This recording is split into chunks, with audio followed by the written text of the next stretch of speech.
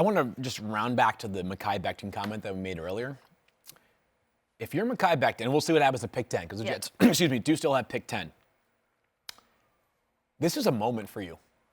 And I get it. People are, he's been hurt, and he's got some defenders. But the bottom line is that when you are discussing, when your coach and your GM are discussing your future already, and I'm not saying they're saying he's not going to be there, but when they're not calling you out, your name has been discussed by many people, though, about, like, what does it look like? The fact that we're discussing a 4th overall pick being a left tackle, and they obviously didn't go that direction. But to me, you're not quite on notice, but I think it's worth mentioning. Also a pick who looked really good at the beginning of his career, which makes it all more frustrating. Just on Sauce to the Jets, defensive coordinator is, of course, Robert Saleh.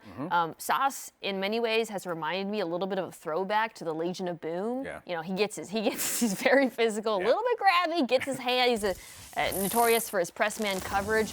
So thinking about Saleh and how he would deploy him, it just makes a ton of sense. Yeah, he's a long, athletic guy. He's kind of a late bloomer as far as being recruited was concerned, which is, I think, probably why he ended up at Cincinnati. Yeah. And I think the solid defense, going back to San Francisco, is a lot of zone.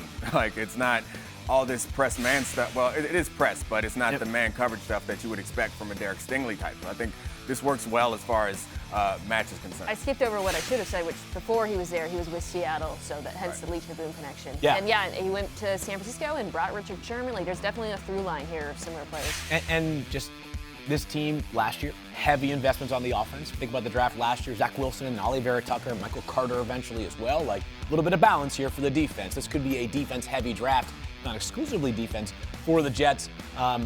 Last thing I'll just say, and we've talked about this already, the value of these wide receivers. As you think about this division they play in right now, and you've got 2 of the best wide receivers in the NFL, Tyreek Hill and Stephon Diggs. You can't plan only for your division when you're building a roster, but we are mindful of the fact that not only are wide receivers becoming more valuable year over year over year, Mina pointed to the pipeline.